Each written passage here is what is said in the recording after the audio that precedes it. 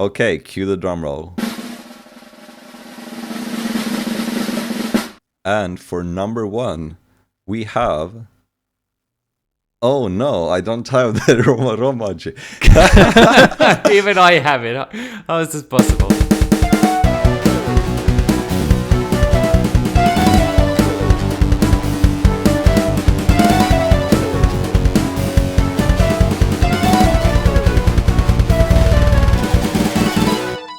Welcome to the Visual Kei podcast. I'm your host Frederick, also known as Whirling Black, and with me today I have, as usual, Your co-host Alexi. And I'm your podcast editor, James, also known as Plant. And on today's episode we're going to discuss our personal top 10 favorites of the year 2020. And that was kind of a challenge, really, right guys? 2020 wasn't the best year for Visual Kei or music in general. Wasn't as bad as the first take of this episode. Jesus. Yeah, sometimes we record episodes and they're just not great. We're just at the end of the episode, we're like, we're not going to use that. It was a great moment as we all together realized that this ain't it. Yeah. Yeah, I'm still sad about some jokes getting lost, but I will just recycle them at some point. The only people laughing at those jokes is the competition.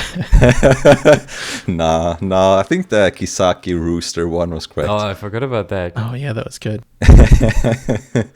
But yeah, so we're going to present our top 10 choices in a sort of clickbaity style where we count down from 10 down to our favorite release of last year. And yeah, this is basically just our kind of semi-arbitrarily chosen picks to represent 2020.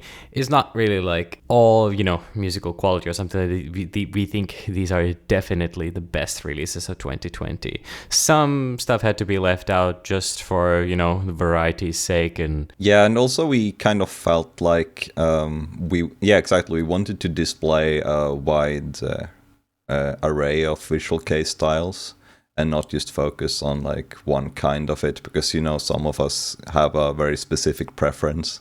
Yeah, so sorry to blow the fucking top 10 clickbait format right out of the gate.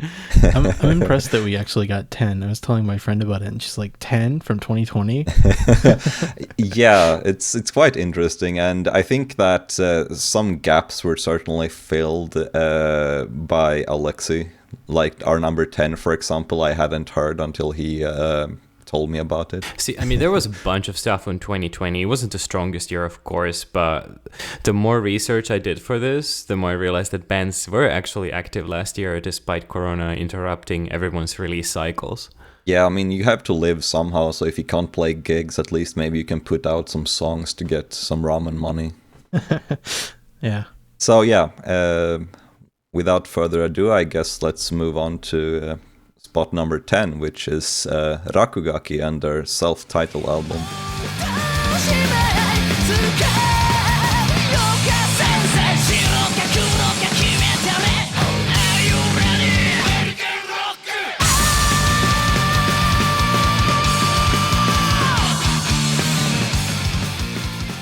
Okay, so since you were the one who told me about this release, Alexi, could you give us some info on Rakugaki? Okay, so what about that Eins 2.0 with the star-studded lineup of X-May, Dara, and Giga, who are not even on Spotify anymore, by the way. They were just obliterated from the face of the earth.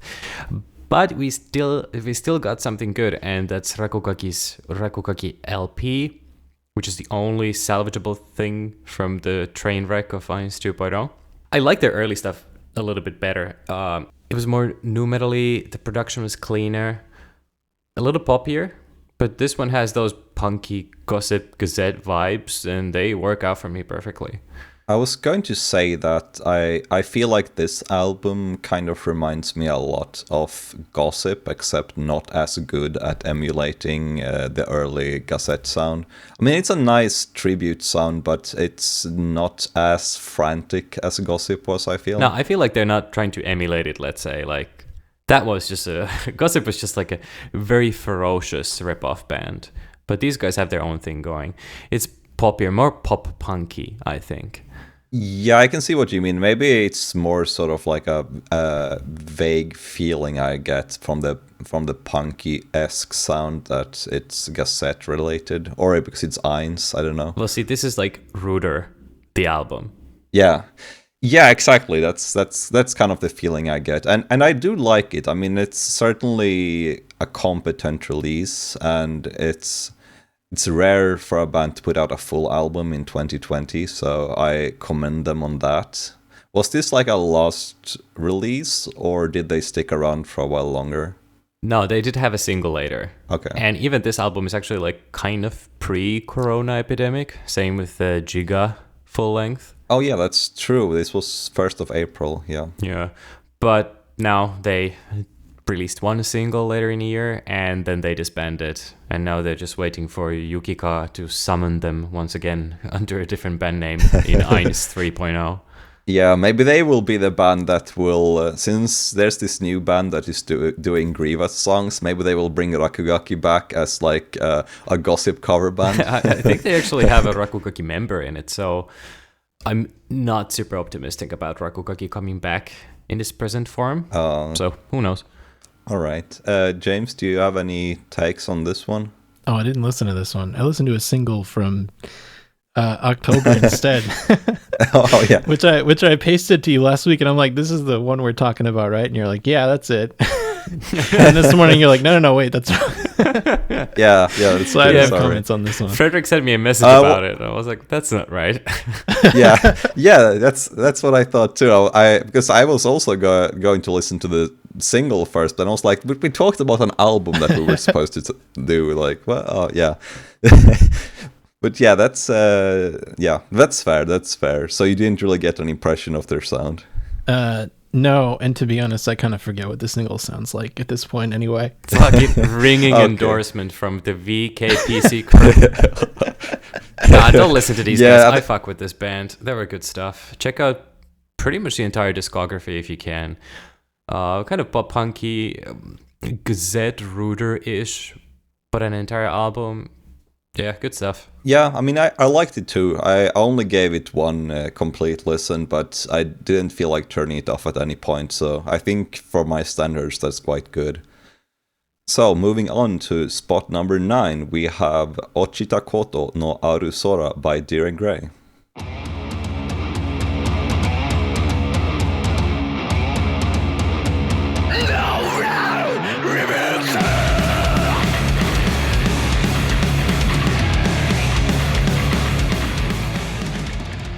Okay, so people might be surprised seeing Deer and Grey so low in this list, considering the previous episodes we have done on the band, but honestly, this single is not their most standout single. Like, the title track is good, I really like it, but I feel like it's also a par for the course heavy Deer and Grey single song, and the production value, as usual, is awful, because so the song kind of lacks punch and sounds very tinny. But overall, I really enjoy it, and the PV is great. How do you guys feel about it? Yeah, if it was up to me, I probably would have omitted this entirely. But there is a little bit of that. Yeah, ringing endorsement, jeez. There's a little bit of that when you just get spoiled when it comes to certain bands. And if this song was released by any other band, I probably would have been a lot more impressed. So it's still a solid track, especially the last half a minute. The Freak Out, which is not a part of the radio edit, is very cool. And when I hear stuff like that, I wish they did more of it. Less formulaic, more wilder, out there stuff. Yeah, the softer sections that are interspersed throughout the song kind of also saves it from being totally mediocre. It kind of elevates the song a bit. Yeah, it doesn't sound like it's from Insulated World because of those parts, I think. Yeah. James, did you get a chance to listen to this one? Yeah, I thought it was all right. I liked the B-side better, the remake of Clever Sleazoid. Get out of here. What, you didn't like it? No, I think it's dog shit. I thought it was better. I liked it. Yeah, I mean, that's a fair point. I actually think that the Clever Sleazoid remake is all right, but to me it doesn't feel necessary. Like, And also the way that the song is kind of completely played out the same way as the original, but the vocal melody is different, really trips me up as well as someone who has listened to this song for like 15 years, to not be able to like sing along or something to the song the way you usually did. I actually didn't know it was a remake. When I listened to it the first time, I looked at the title and I'm like, oh, okay. Oh, wow. That's very interesting. That's a very interesting perspective. Yeah, and that perspective might have helped. Again, it's like two things at play here. One, it's super similar to the original in a way, so it just doesn't make me hate it or love it. I'm sort of in the middle. And then number two, I'm just thinking the original is so much better. So what's the point of this? It just sounds like them performing it live now. Yeah, like I said, it doesn't feel necessary. But I mean, if I came with the same perspective as James, I probably would love it too, because I wouldn't have the original to reference it against. So that's actually a unique take right there. I don't think anyone else has not heard Clever Seaside before. By the way, is this technically the only song with 3 different versions? No, there's Ash. Well, Ash has 4. Ah. Yeah. Oh shit! All right. Well, that's the winner. They did 2 different recordings in '97 and one in 2000 and one in the new remake. You don't want to talk about the Followers live version? I think it's okay, but I mean, usually these live tracks are just added to pad the runtime and justify the sales cost, because the band don't really want to record an extra B-side. So I feel like the management kind of just throws these random live tracks at the end of the single so they can boost the price by another 500 yen or something. I thought it was pretty good though. I liked the solo on it. Yeah, it's a very nice song. Oh, the song is pretty cool. Yeah, I agree. The song itself is very nice. I just don't always get the point of adding a random live track like that, because usually when I listen to live tracks, I kind of want to hear it in the context of a concert and not just like a random track taken out of context. Yeah, it's like you said, I think it's just filler. Yeah, it would be cooler if there wasn't a DVD version of the same performance. Oh, which is yeah, that's exactly right. the case with the new single as well. I mean, I just make an audio rip of this DVD. Come on. Yeah, you can just rip it yourself, but maybe people don't know how to do that. Give us Jealous from the recent concert. Yeah, that's the one we want. That's the one they should have put, but they're probably saving that for some very nice and expensive deluxe box set Blu-ray thing. Kaisan no Ongaku when they disband. Yeah. Okay, so moving on to number 8 on the list. James, do you want to take that one? Yeah, it's Tsukoshi Fushigi by Matsutake Works.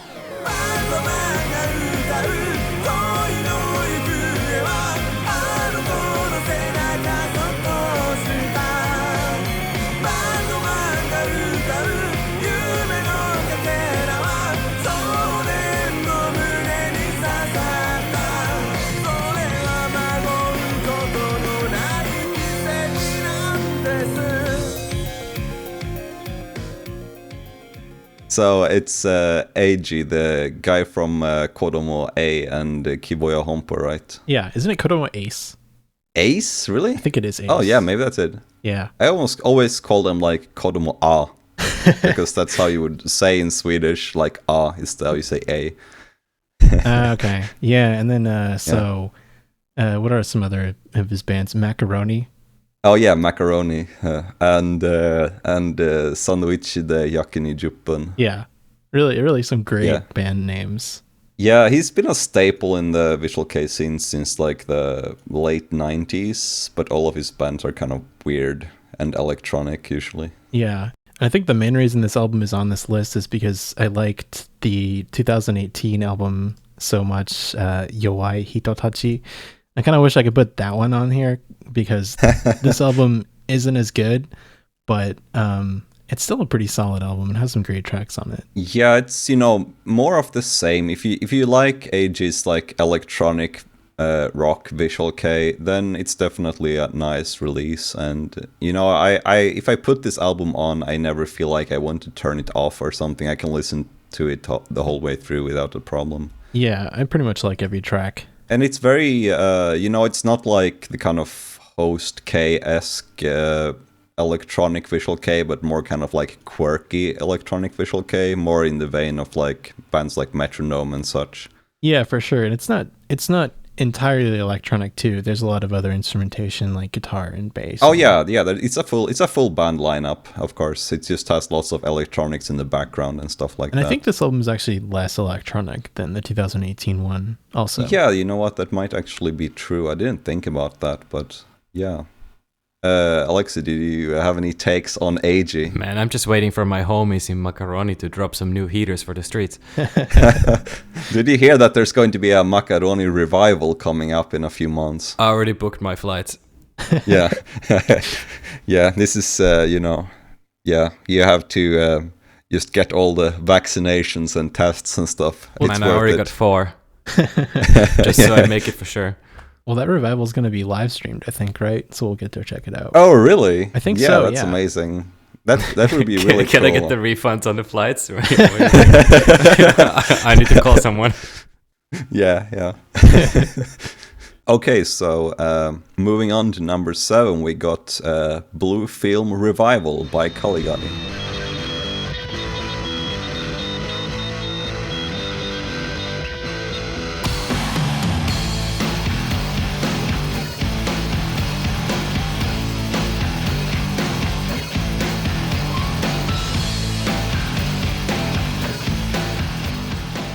Okay, so Alexi, I heard you had some hot takes on this album, so let's hear them. Well, it's not really hot, but like when you do a re-recording or a remaster, you always kind of run into the risk of just propping it up like you're putting lipstick on a pig. But in this part, they added a lot of stuff in. There's like flourishes in like the bass lines, and there's a piano that's like pumping up the tracks. It changes the vibe a little bit. It's more grooving, a little more jam session-y, and more in line with new Caligari sound in general. I'm thinking like a not so dark 13. And also Ishii Shuji's voice has matured quite a bit, so it's not so whimsical as before, but more like an older gentleman. Yeah, I agree with that. I actually like his voice these days more, I think. I mean, for me at least, I feel like this re-recording is kind of quite faithful to the original.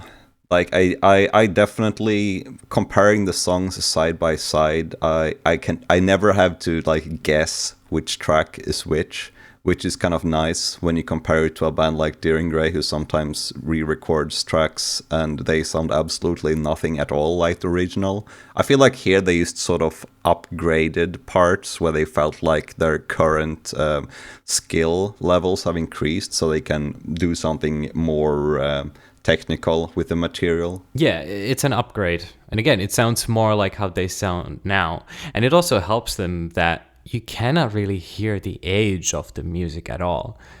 It sounds just as current now as it did when it was released like 20 years ago. Yeah, which is quite interesting, because in a way I feel like it has kind of lost its edge in a way, but I can't really tell why. I wonder if it's just because, the original album was recorded at a time in like Visual Kei and in the band itself that kind of gave it some kind of edge. I don't know, which these days I feel like what you mentioned, like the maturity of the updated versions, maybe that's what it lost some youthful energy, but it gained obviously a lot in terms of the actual presentation of the music itself. Was this the first album with the second Shuji, the original version, I mean? Yes. Okay, yes. Yeah, so this is a pretty important album for the band. No wonder they've redone it 3 times. Or they've redone it twice. Yeah, it's the original has a darker vibe, I guess. This one is them having fun. The new tracks or bonus tracks or whatever, they also reflect that. They're not as serious as they were before. Yeah, I really like the new tracks. Derry Harry, what is it? Derry Haru Boys, Derry Haru Girls. That's a new track, right? I really like that one. Yeah, you can kind of tell which are the new songs based on the titles. Yeah, because the two new tracks have such silly titles compared Sex to the rest. Sex on the Beach. Yeah. it certainly breaks up the atmosphere that the original had in favor of a more light-hearted sort of loungy take instead. Yeah, I think so. And again, like, I think it's aged well so far. It will keep on aging very well. Unlike, all the bands that sound like in 10 years, it's gonna be like a turd on a dinner table. And this will still be listened to. Deviluf, I don't know if I can say the same. Yeah, it's certainly a band that has stood the test of time in a sense. Like, they definitely have a discography which feels like each release is kind of current to its time. So I could definitely recommend checking this band out in general if you haven't done it before. Like, they have a huge discography, but it's definitely worth taking the time to do that.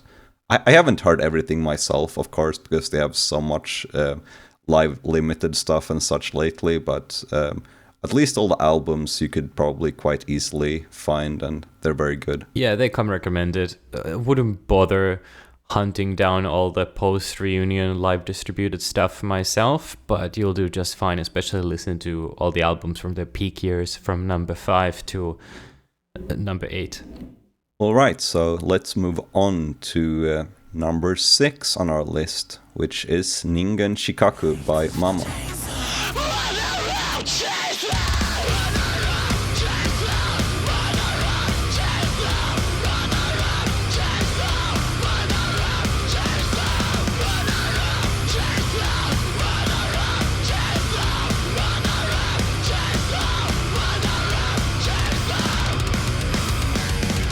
Okay, so Alex, I can tell you are raring to go on this one. Oh yeah?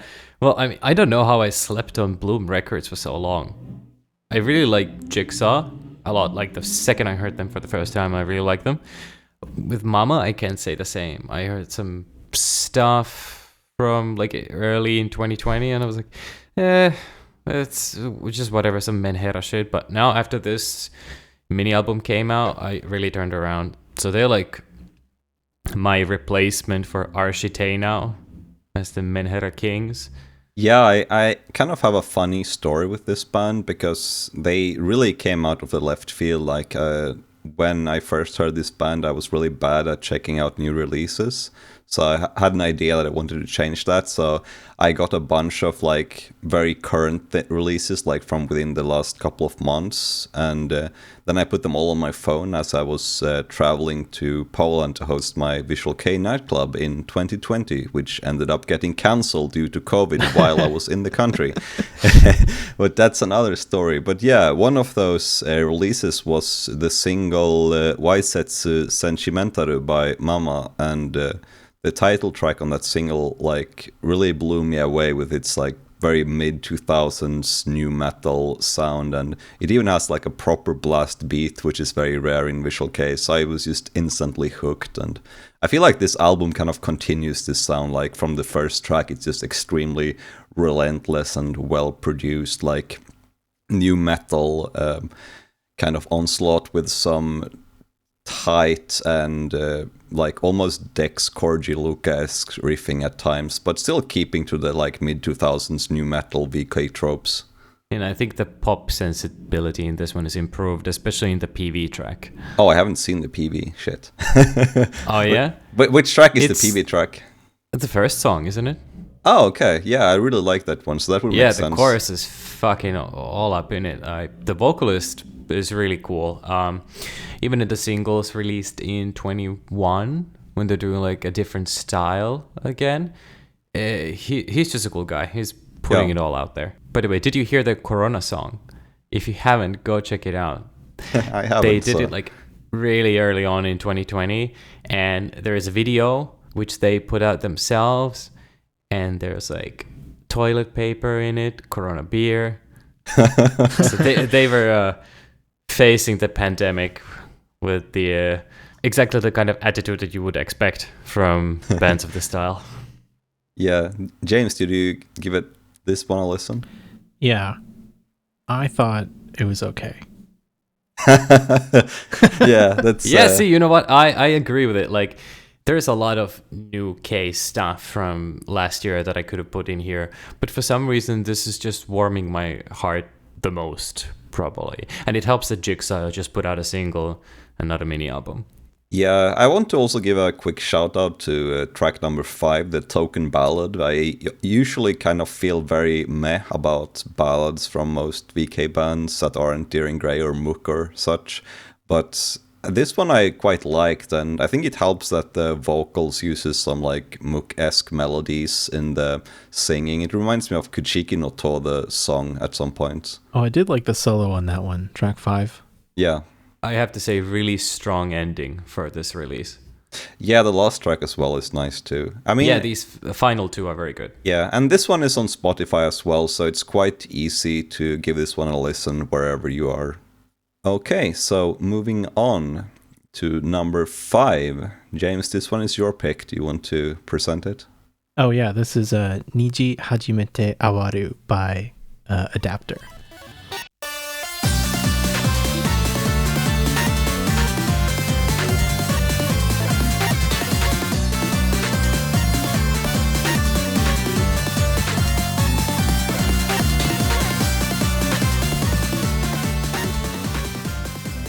I kind of wish this was a video podcast now because that was some great robot dancing, Alexi, for that sample. Thank you.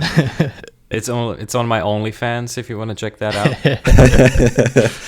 Yeah, he was. It's a very dance inspiring album. I get why this guy does some like DJing at clubs and such. Yeah, totally. Yeah, so Adapter is the solo project of Fukusuke from Metronome, the guitarist. And it's been a solo project for a long time. I think the first album came out in 2004, and it started out as like kind of a most of the songs were like really simple instrumentals, and then it became sort of a more ambitious project. He brought in guitar more to it and more lyrical songs.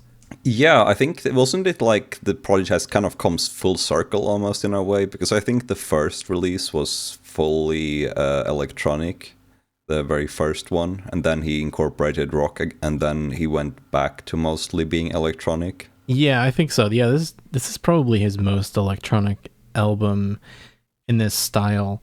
It sounds really P-Model inspired. Do you guys know P-Model? Only by name. Okay, it's Hirasawa Susumu's band.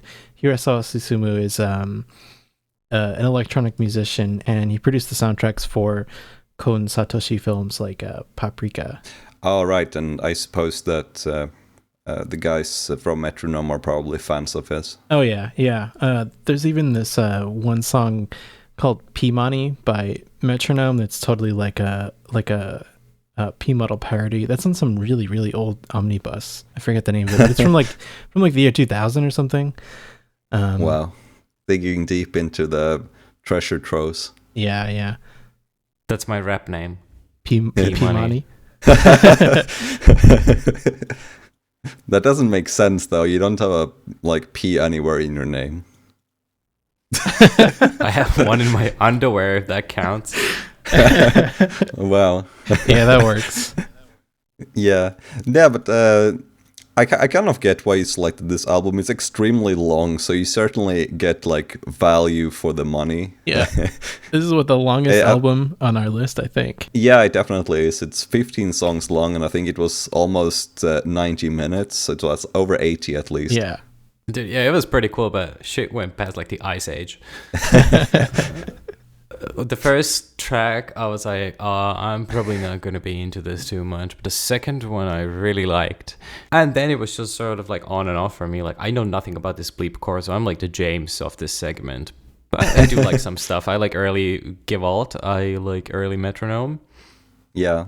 But I think the musicianship that it takes to make stuff like this, especially in the Visual Kei context, is super admirable.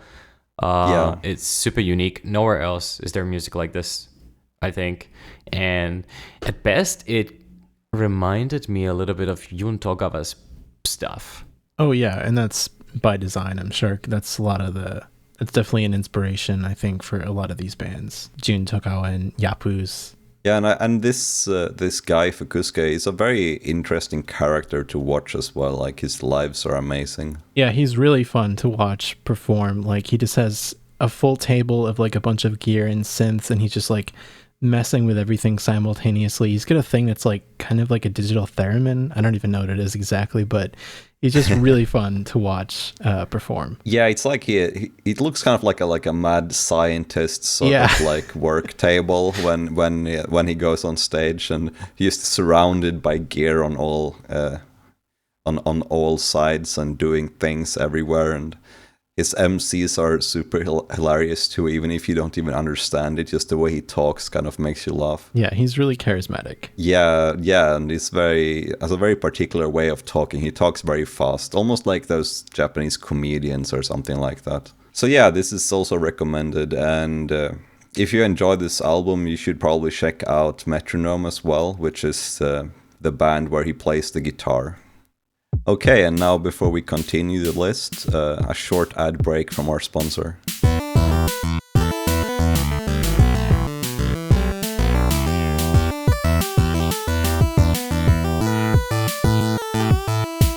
Hi everyone, it's Alexi here, and I would love to tell you about Raresat.net. Raresat is your source for rare and not so rare imported Japanese rock, metal, and Visual Kei outside of Japan. The prices are generally about the same as street prices in Japan, and you can really save a ton on import fees if you shop with them over larger outlets like CD Japan, Tower Records, and so on. Whether it's brand new releases or Visual Kei classics, Raresat's got it all. I just took a peek at the front page alone, and I already got my eye on some serious classics like Doremidan's Lullaby mini album for $8, odds and ends from newer bands like Roy's Family Party Tour Final DVD for $14, and there's even some weird shit that you never thought you'd see again, like Lastica by Karasu. Yeah, that one. So whether you're destitute and on your way to the poorhouse like me, or absolutely loaded on an oil baron's inheritance, there's something for everyone at Raresat.net. By the way, if you're enjoying this episode, don't forget to like and subscribe and recommend us to your friends. You can also follow us on Twitter at the VK Podcast and catch new episodes on Apple Podcasts, Spotify, YouTube, and pretty much everywhere else. Okay, and now that the ad break is over, let's move on to number 4, which is Nemophilia by Nazare.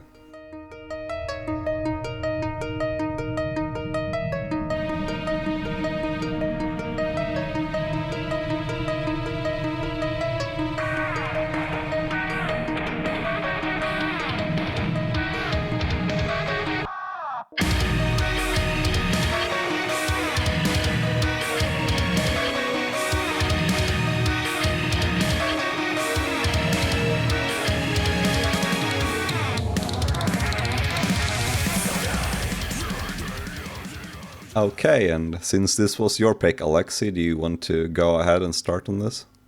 Yeah, I think we can agree this is our favorite hard metalcore album of the year. You know, outside of stuff like Jiluka's release, Dim Lim, Deviloof, all that stuff. I think this was the most interesting, unique release out of that whole niche. Yeah, I agree with that as well. Yeah, I actually liked it. You guys thought I wasn't going to like it, but I was into it. Yeah, it surprised me a lot actually, because it's very outside of what you usually listen to when it comes to like Visual Kei stuff. Well, there's a lot of cool guitar stuff. Just there's a lot of like they get the guitars to sound like machinery, and just like there's a lot of weird guitar freakouts at unexpected times that I was really into. Yeah, I think the weirdness is the appeal for me. Issei is a true Visual Kei auteur. You can just hear him very clearly from this, and you can draw a parallel to his approach with Dim Lim's first mini album. This stuff is all over the place. It's suffocatingly full of stuff that fucking traditional instrument, whatever that they're using sometimes. I don't even know how to feel about that. It's kind of cheesy, yeah, you think, but then at the same time, It's definitely meaty. yeah, yeah. It just makes everything even louder and more ferocious. So I think it's a very successful use of it, and I think whatever you say successful at, it's almost by accident. Anyway, he's a master of his craft.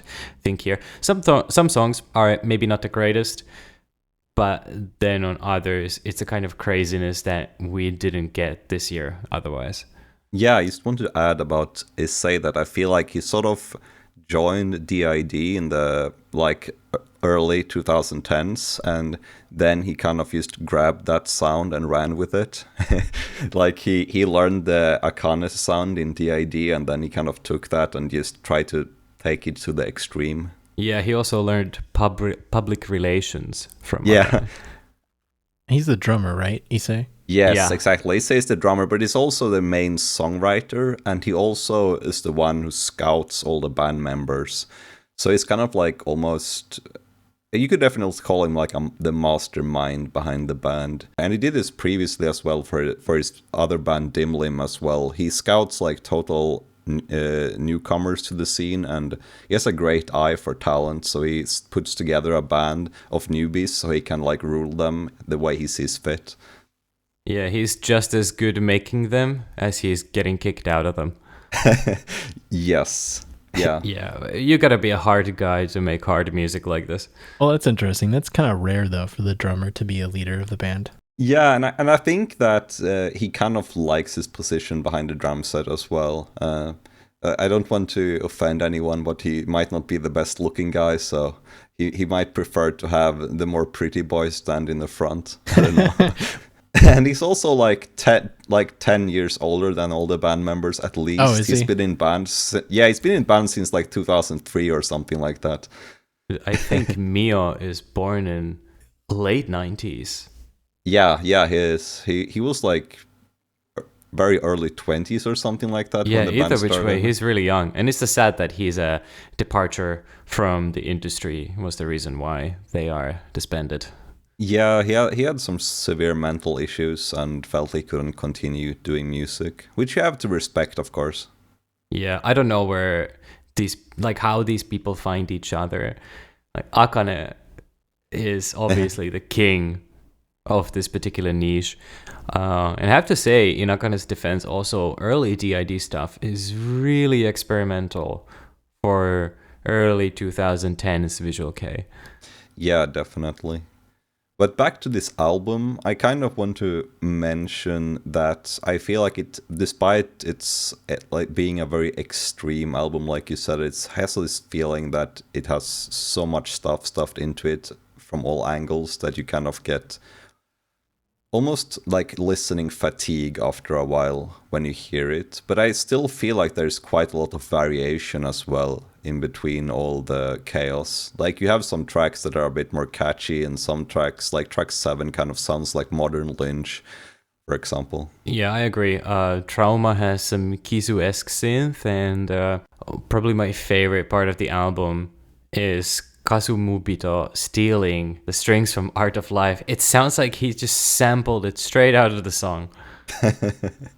Yeah, so I still think the biggest surprise of this album was the fact that James liked it. I don't know. Yeah, I It's think so, just, dude. That was strange. It's not very beginner friendly, I think, but hey. Yeah, Like another beginner, let's say, but sometimes you think like, be easing people into this kind of music, you have to give them something that's a little more palatable. But then at the same time, like if it's interesting, it's just interesting. So maybe it has something to do with the fact that you play the guitar and stuff, so you appreciate weird guitar things. Yeah, I think so. I mean, anything innovative with a guitar, I'm usually interested in, even if it's not the usual thing I'd listen to. Yeah, and I kind of get that. Sometimes I actually feel more interested to hear something very extreme and far out than something kind of watered down that's supposed to be palatable for the masses. yeah, and when I said like this was the most out there metalcore release in Visual Kei, Gianluca kind of was a letdown because they've been known to making really crazy stuff with all that rap rock influence. But their album from last year, really straightforward, I think. They're probably the most focused overall release, but that also comes at the expense of the craziness. So that's what put Nazare over the top instead. Yeah, it's a representation of the whole style on this list, basically. Okay, so moving on to spot number 3 on our list, we have Seishoku by Sukekyo.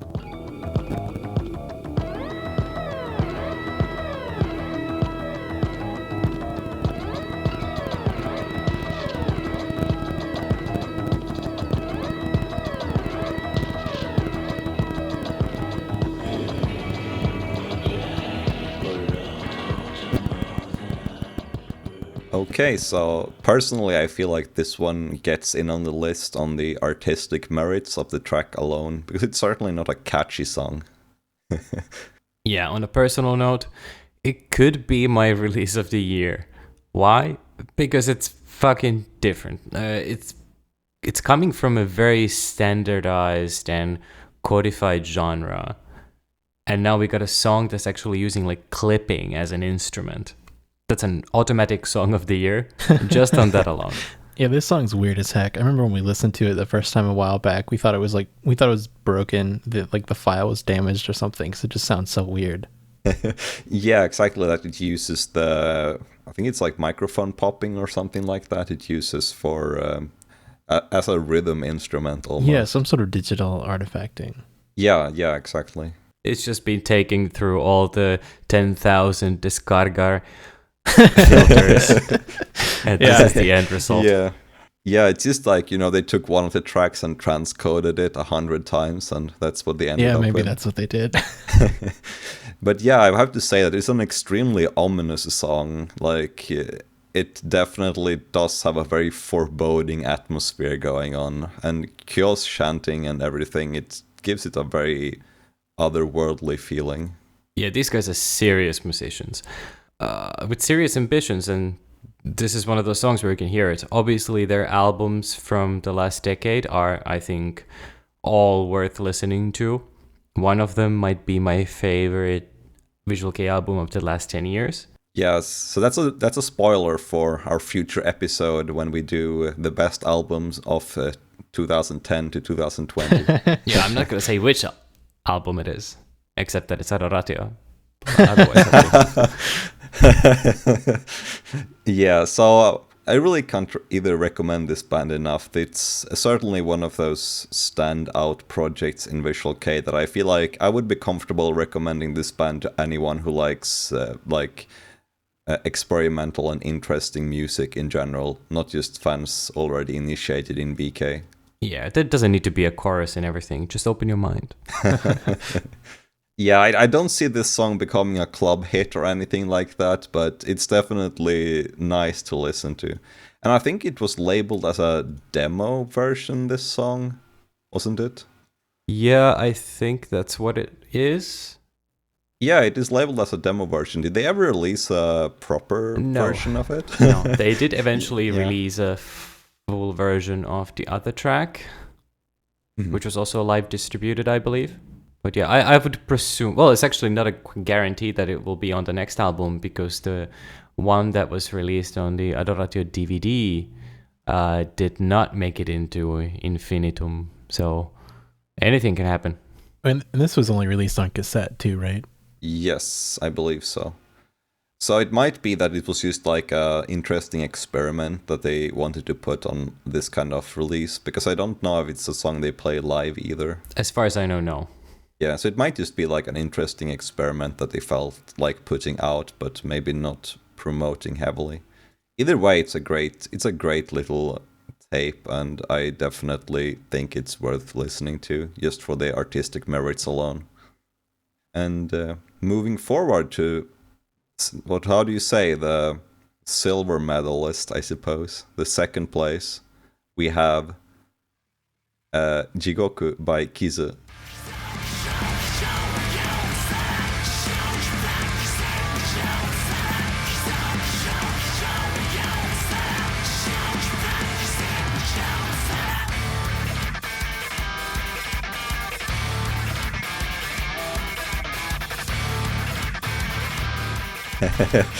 Yeah, Alexi was getting really pumped there during the sample. Yeah, it was some more good dancing. Dude, this band is fucking awesome. They are the kings of Visual Kei right now for me. I think they have the highest ceiling when it comes to serious bands. A band like The Raid or Golden Bomber doesn't count. Fantastic showman and musicianship. When you look at them playing live on the two of the DVDs they released, or some of the DVDs that came with a single, it's so good. They look like actual stars, and not just some random dudes playing music with their friends and just being happy to be there. And I haven't really felt that in a long time. Yeah, I feel like they're one of the few bands of this generation that have kind of been able to carry that mantle, that have been able to like approach that level of serious musicianship. Like you feel like you're watching something big, you know, like this is a band that can really make it. Yeah, absolutely. And I think their experimentation musically is a little under acknowledged. They got more variety than people give them credit for. They just don't gimmick up their music and just play to their strengths, which is high octane, tight, high emotion bangers. Yeah, I was going to say that, like, their music is extremely high energy and the execution is so sleek and so flawless. I really can't praise this band enough. Like, they don't put out a lot of songs, but the ones they put out are always really good. I can't name a bad single by them yet. Yeah, me neither.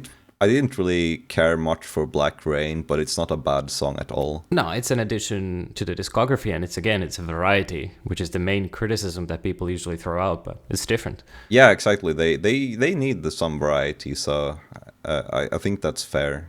James, did you get a chance to listen to this one? I forgot to listen to this one. Sorry. God damn it! I was really curious. I really wanted to know what you thought about it. Yeah, actually, same, because I feel like this is another one of those bands that have a I thought at least you would be able to appreciate the guitar stuff in it, but here we go. The It Visual Kei sounded cool. I podcast, like the sample. best researched, most knowledgeable podcast on the internet. Yeah.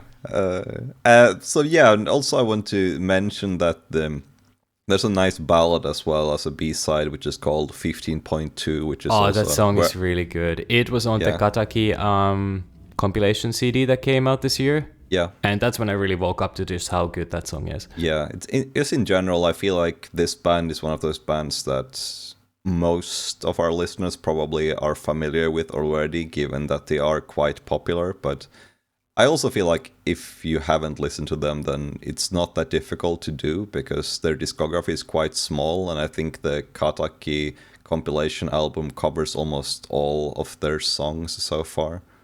All the bases. There's obviously some B-sides left out, but that's the perfect primer to get into these guys. Yeah, exactly. Yeah, and it's neat with a band that has a small discography, but, you know, all the songs are good, so there's no filler, basically. Okay, moving on.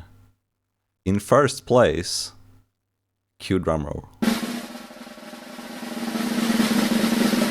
We have the album by Rands, which we don't actually know how to pronounce, so I will read both. It's either Kusozu or Kuaizu, depending on where you read it. I was expecting the air horn. Oh yeah, there we go. And now the sample. Huh. We forgot the sample. The song sample. Oh, right. Wow.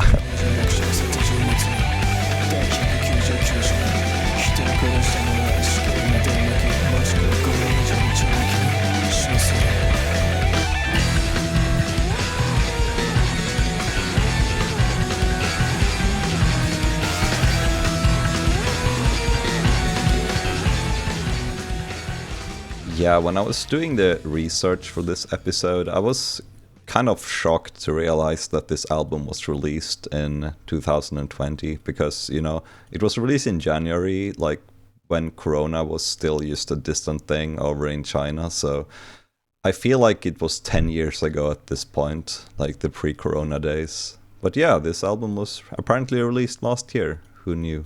And it's a extremely good album, I would say. But it also, I'm very aware that it caters strongly to my taste. It's a very Art Kei album, so to say. It's very mellow, complex, depressive. Those are some of the words I would use to describe it.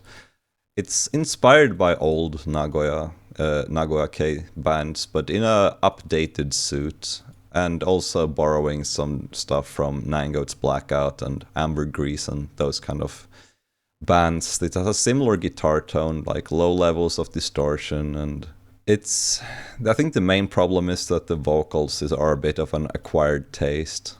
How do you guys feel about it? How's the tannins on it? Yeah, that's gonna be an inside joke, I think. Yeah, I was like, what? No, it's a wine tasting reference. Yeah, like how does this album feel in the mouth? What's the mouth feel on this album? It feels like plastic. Well, this was always right from the start of the year, this was going to be in the running for my album of the year, and it actually is. As far as actual albums go, easily my favorite ones.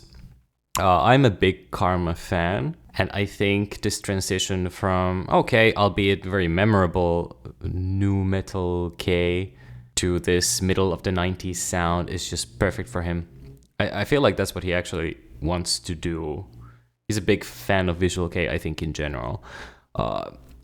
But the real star of this release, I think, is actually the guitarist. He does a lot of cool stuff in there, taking cues from like serious adult music, like shoegaze and classic goth tunes. But then obviously, shoegaze is serious adult music. Yeah, and obviously a shitload of rouage. And I think actually on the sample, when I was just listening to it, I was like, that reminds me a little bit of Merry Go Round. Yeah, I mean, I wouldn't be surprised because they are very inspired by the old Nagoya bands.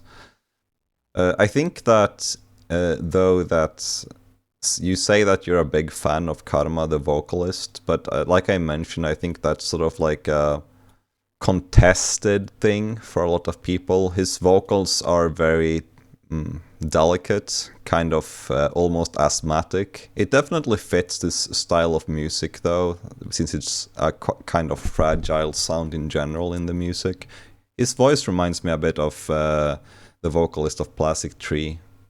I think I can see that, sort of. I see what you're saying though. The vocals didn't particularly stand out to me as the most interesting aspect of the music. I think the instrumentation is a lot more interesting, especially the guitar, but also the bass. The bass was really well done. I think there was even a bass solo on track 7, if I'm remembering correctly. Yeah, and I think the bass stands out in quite a few of the tracks. Like track 4 is my favorite, and I think the bass really shines on that one as well. Yeah, that one's my favorite too, actually. Yeah, so I think overall it's just a very solid lineup in general, where all the members kind of interact in a good way. Yeah. And I think another thing that's very nice is the length of the album. It's quite short. It's only 26 minutes long, which is on the very low end for a full-length album. But I think that also... Yeah, it's like 1/4 of Adapter. Yeah, but it also means that, you know, you never feel fatigued listening to it. You can easily breeze through this album in a sitting and not even notice that it's gone. Yeah, you can immediately repeat it even. Nothing stays past its welcome. Yeah, exactly. That's how I feel as well. It's just a nicely condensed album in general, and I feel like the level of musicianship and what's it called? Fuck English. Are you trying to find the translation for surströmming? No, I'm trying to find the right word for how to, you know, I feel like it's a very ambitious release, I guess is what I'm trying to say. I feel like the band in general felt like a very ambitious project, even though it only lasted a year or so. It felt like it was a very ambitious project, like you said, trying to borrow influences from various different areas and stuff. Yeah, but it's not kitschy at all. I think it's easily the best retro band overall. And I will stand by this, by the way. It's not their definitive statement, maybe, because the first mini-album is very strong. I like that one, especially for its overt Kuroyume influence. But I think the musicianship here is more subtle. The songs are lighter and slightly poppier. I feel like this album also is less of a tribute K sort of deal, and more sort of, you know, they have integrated the influences kind of into their own sound. Like I said, like they're blending the kind of like modern art K sort of vibes with the 90s material. So yeah, overall I feel like this album is a good representation of what I like in Visual Kei, and apparently what Alexi likes in Visual Kei as well, since it managed to reach #1 on the list. We are basically like a fucking school talent show board where one of the people in the competition is our relative. Yeah. And we're like, you know what? She's so talented. Yeah, I mean, this was always going to be a popularity contest, given that it was a top 10 of our personal choice and not some kind of attempt at an objective, skill-based top 10, whatever. Although, I have to say though, if I would really have a gun to my head and say like, what's the best album of 2020, it would probably be this one. It was just a nice breath of fresh air, I think, especially when they were going for the retro gimmick, but they weren't doing the same old Deering Gray gauze influenced stuff that... Yeah, I agree, and I think that, it's pretty sad that the band didn't really get a chance to develop. They had a very short lifespan, and I think they disbanded just a few months after this, in May or something like that. Yeah, after a very uninteresting single that even got Karma cancelled on Twitter. Yeah, I really liked that single though, because it was kind of like a meme at that point, how many references to Kuroyume songs can we cram into one. Or to Nirvana. Just when I called this band original, by the way, I totally forgot about the last single, which is like legitimately just a mashup of different stuff that they felt like stealing. I would really love to know if that's on purpose or not. I think I counted 3 or 4 different Kuroyume riffs borrowed from 3 or 4 different songs in the title track, and I think that's also the one that had the Nirvana riff. So yeah, it's basically stitched together with a tribute. See, in a way I kind of appreciate it. To be honest, if I had a band, it would probably do exactly this. Yeah. So anyway, those were our top 10 picks of last year, and before we finish up, I guess, do you guys have some quick honorable mentions that didn't quite make the list? Yeah, we decided to restrict our honorable mentions to just 2 picks, but what we're going to do is that we'll try to compile a Spotify playlist of all kinds of 2020 Visual Kei that you otherwise wouldn't have bothered to check out or you just didn't hear about, because I've seen a lot of people complain that there was nothing released in 2020, and that's just not true, and a lot of it is on Spotify. So we'll put that down there in the description if you want to check that out.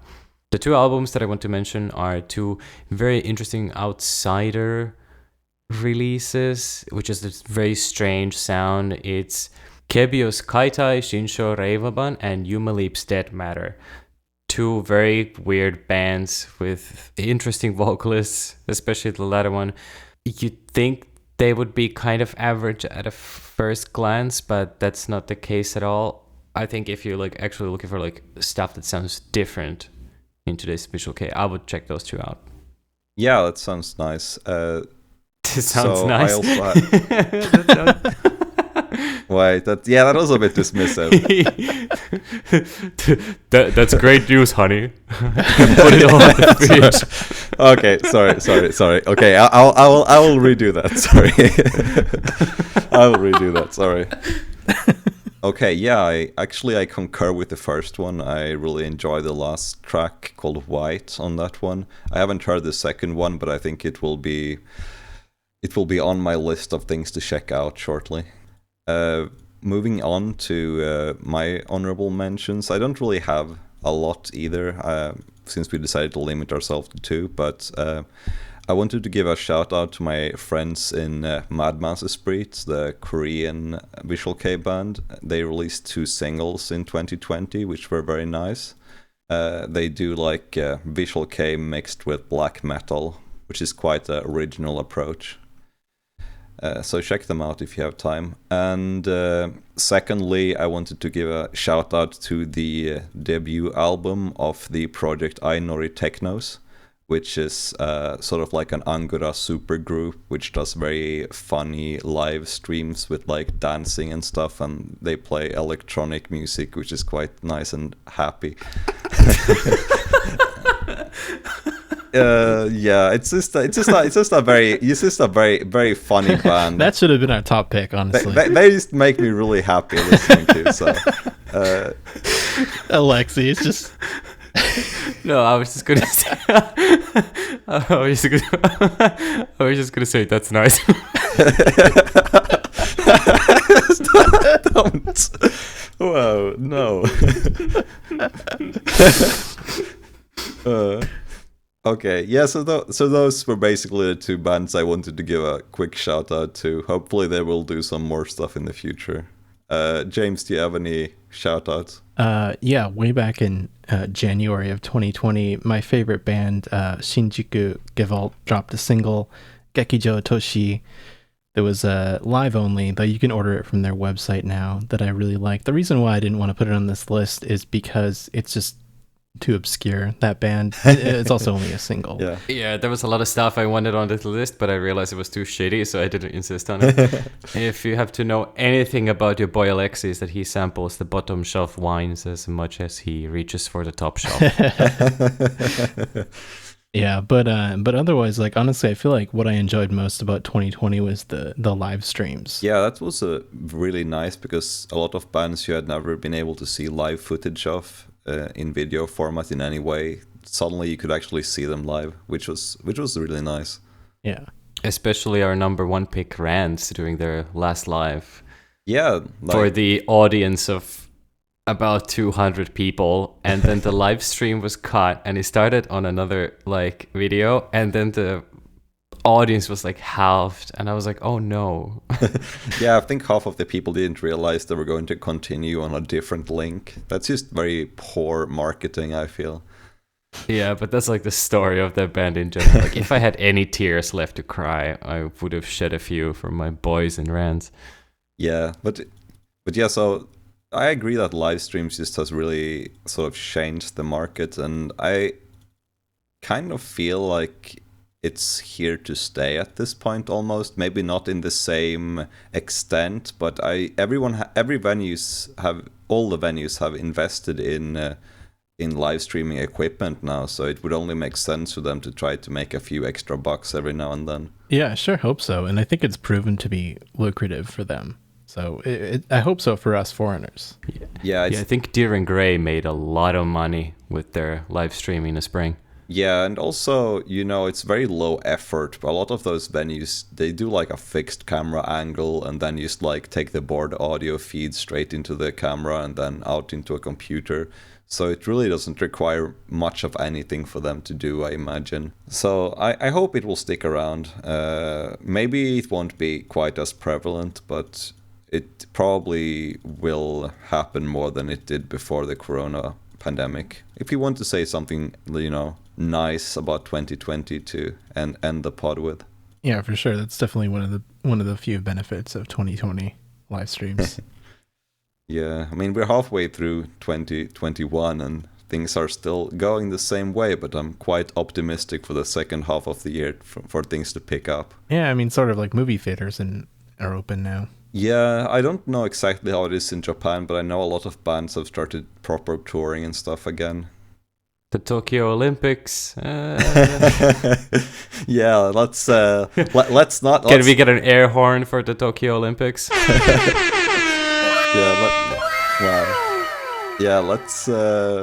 Let's not give our takes on the Tokyo Olympics now. Yeah.